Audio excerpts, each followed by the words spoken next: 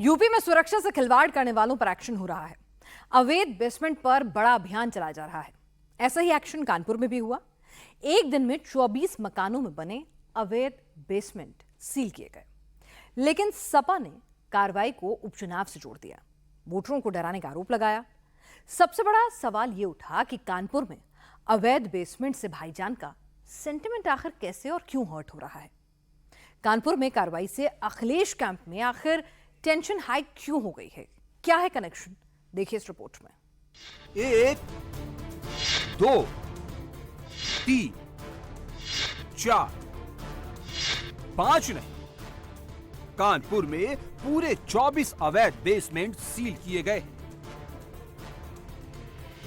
कानपुर की संकरी गलियों में बिना नक्शे के बड़ी बड़ी बिल्डिंग तानकर ये अवैध बेसमेंट बनाए गए थे। इन बेसमेंट में अवैध रूप से कमर्शियल एक्टिविटी की जा रही थी।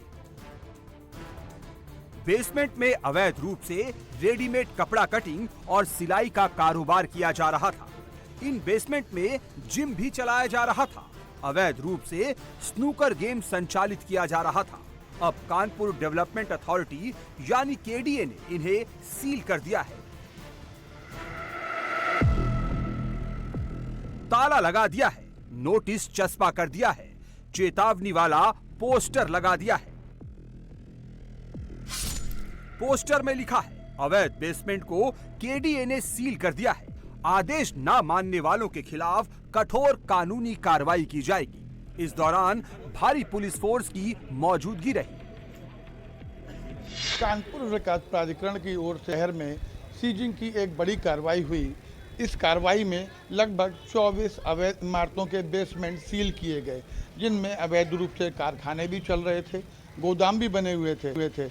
लेकिन चर्चा में तो ये तब आया जब समाजवादी पार्टी ने इस पर आरोप लगाते हुए ये कहा कि केवल सीसामऊ क्षेत्र में ही ये सीजिंग की कार्रवाई क्यों हुई है, क्योंकि सरकार वोटरों को डराने और धमकाने का काम कर रही है। आप देख सकते हैं कि ये बैनर लगा दिए गए हैं, नोटिस लगा दी गई है, इनमें सीजिंग की कार्रवाई हुई है। एक ही गली में 5 से 6 की बिल्डिंगों के ऊपर ये कार्रवाई हुई है और सबसे बड़ी बात यह है कि एक विशेष समुदाय के ऊपर ही ये कार्रवाई की गई है, इसलिए ये मामला सुर्खियों में आ गया। केडीए की ये कार्रवाई कर्नलगंज नाला रोड, मुन्नापुरवा और बेकनगंज में हुई। इन अवैध रूप से बनाए गए बेसमेंट के खिलाफ सबसे बड़ी कार्रवाई कानपुर के कर्नलगंज में हुई। यहाँ पर तकरीबन 1.5 दर्जन बेसमेंट सील किए गए हैं। लेकिन सील की कार्रवाई क्यों हुई, ये भी जान लीजिए।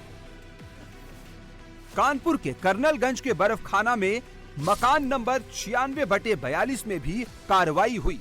ये घर बाबू खां का है। बाबू खां पर 150 वर्ग मीटर में अवैध रूप से 6 मंजिला इमारत बनाने का आरोप है। इतना ही नहीं, बेसमेंट में कमर्शियल एक्टिविटी की जा रही थी। अवैध रूप से रेडीमेड कपड़े की सिलाई का कारोबार किया जा रहा था। ये दूसरा घर भी कानपुर के कर्नलगंज का है। मकान नंबर 101/1 के मालिक रईस अहमद है। इन्होंने भी 160 वर्ग मीटर में अवैध रूप से 6 मंजिला इमारत खड़ी कर रखी है और बेसमेंट में अवैध रूप से कपड़े की कटिंग और रेडीमेड कपड़े का कारोबार कर रहे थे। केडीए ने उत्तर प्रदेश नगर योजना और विकास अधिनियम 1973 और संशोधित 1997 के तहत ये कार्रवाई की। एक साथ 24 बेसमेंट सील हुए तो हंगामा भी मचा। समुदाय विशेष को निशाना बनाने का आरोप भी लगा। समाजवादी पार्टी कानपुर में अवैध बेसमेंट पर हो रही कार्रवाई की टाइमिंग पर सवाल उठा रही है। बीजेपी के इशारे पर केडीए पर एक्शन का आरोप लगा रही है। ये कार्रवाई सीजिंग की गलत बेसमेंट पे हुई, इस पे मेरी आपत्ति नहीं है, लेकिन जिस दौर में हो रही है, जिस टाइमिंग पे हो रही है, जिस क्षेत्र में हो रही है, इस पर हमारी कड़ी आपत्ति है। अगर आपको ध्यान हो तो जिस दिन हमारा नामांकन हुआ था, आप साथियों ने हमसे पूछा था, तो मैंने कहा था कि चुनाव भारतीय जनता पार्टी नहीं लड़ रही है। इनके बूथ प्रभारी दरोगा जी हैं, इनके सेक्टर प्रभारी केस्को के जेई साहब हैं, इनके जोनल प्रभारी केडीए के अधिकारी हैं। तो ये केडीए के अधिकारी अपने भाजपा के जोनल प्रभारी होने की भूमिका को अच्छे ढंग से निर्वाह कर रहे हैं, इसके लिए हम उनको बधाई देना चाहते हैं। लेकिन ये जो भय का माहौल बनाया जा रहा है, ये आचार संहिता का भी स्पष्ट उल्लंघन है।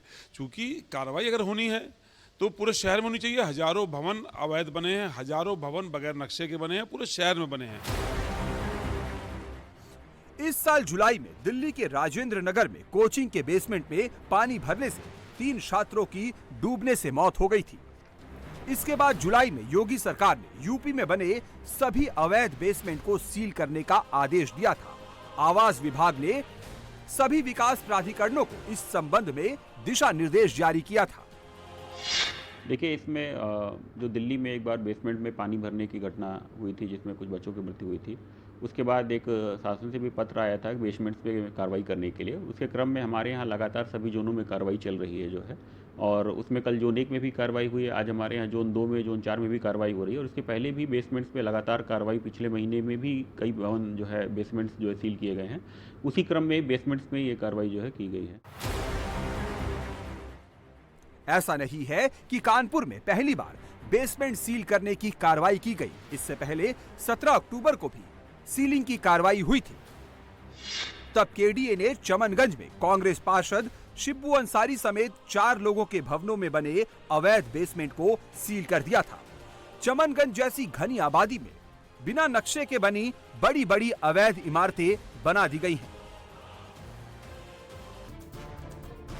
कानपुर डेवलपमेंट अथॉरिटी दिल्ली जैसी घटनाओं को रोकने के लिए ये कार्रवाई कर रही है। इस बीच कानपुर के काकादेव कोचिंग मंदिर स्थित जेएस टावर के बेसमेंट में एक कोचिंग में आग लग गई। फायर ब्रिगेड की 2 गाड़ियों ने मौके पर पहुंचकर आग पर काबू पाया। गनीमत ये रही कि कोई बड़ा हादसा नहीं हुआ।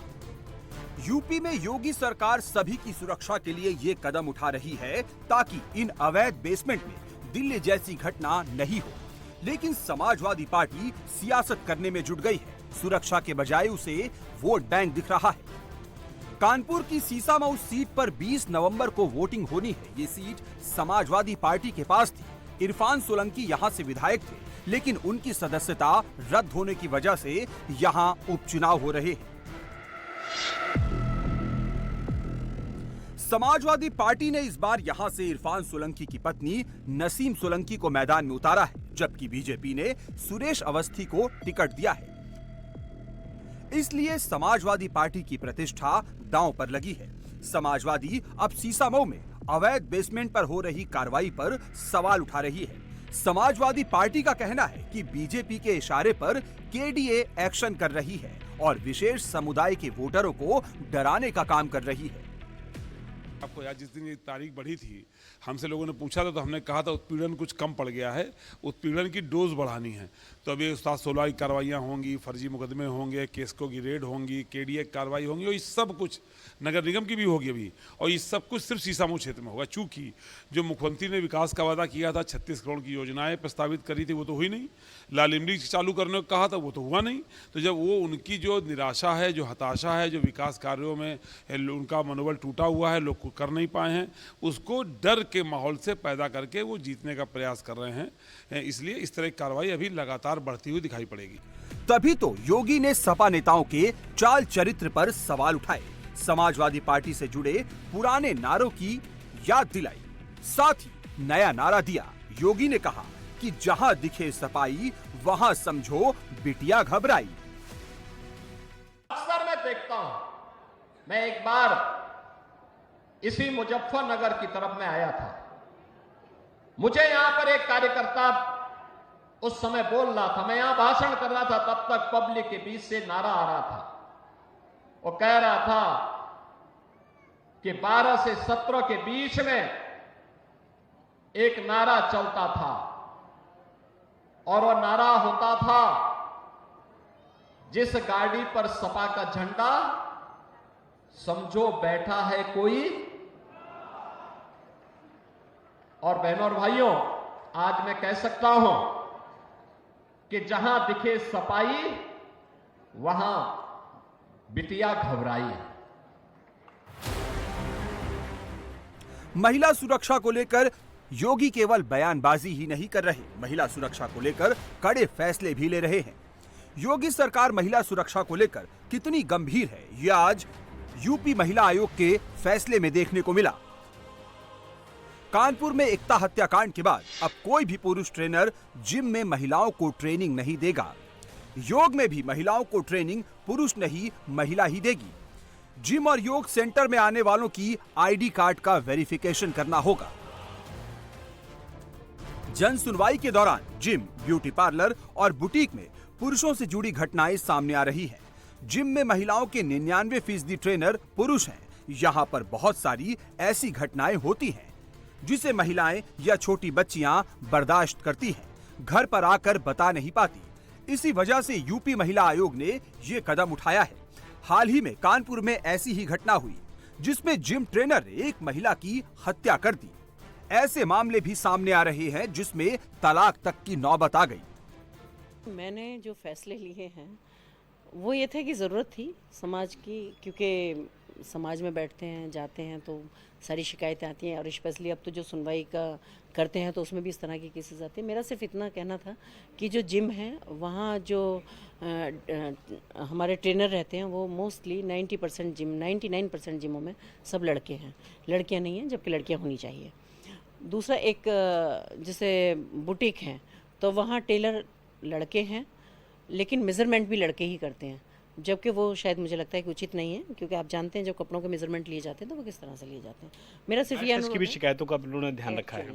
बिल्कुल सही बात है, मैं यही कहना चाह रही हूँ। तो मैं चाहती हूँ कि अगर टेलर वहाँ लड़का है या वो है तो मेज़रमेंट के लिए लड़की वहाँ जरूर रखें। यूपी महिला आयोग को कपड़ों की नाप के दौरान बैड टच की भी शिकायतें मिली हैं। इसी वजह से महिला आयोग ने सिफारिश की है कि अब पुरुष दर्जी महिलाओं की माप नहीं ले सकेंगे। ऐसी घटनाओं को रोकने के लिए बुटीक में मेजरमेंट के लिए महिला को रखना जरूरी है।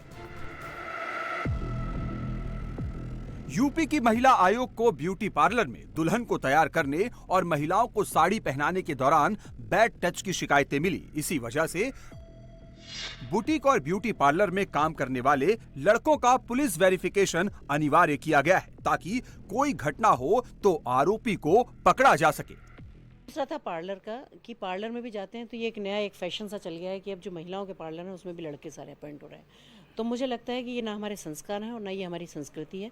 कि आज आप देखेंगे कि आप भी देखते होंगे जो रील आती रहती हैं और जो इतने केसेस होते हैं कि ब्राइडल मेकअप भी लड़के कर रहे हैं, उनको कपड़े भी, साड़ियाँ भी लड़कों पहना रहे हैं, फिर वो उनको सारे को वायरल कर रहे हैं वीडियो बना बना के, तो वहाँ भी वो सारा मजाक होता है। दूसरा, या फिर ब्लैकमेलिंग कर रहे हैं, लड़की है शादी होकर ससुराल जा रही है, वहाँ हो सकता है किसी को पसंद ना आए, तो ये भी एक बहुत बड़े कारण बनते जा रहे हैं इन चीज़ों के।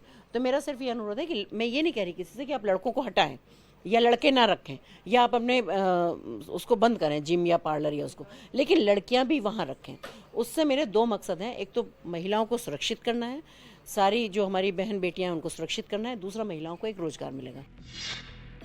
इसके अलावा महिला आयोग ने यह भी सिफारिश की है कि स्कूल बस में महिला सुरक्षा कर्मी की तैनाती की जाए, कोचिंग में सीसीटीवी और वॉशरूम की व्यवस्था होनी चाहिए और महिला कपड़ों की दुकान का कामकाज महिला स्टाफ ही चलाएं।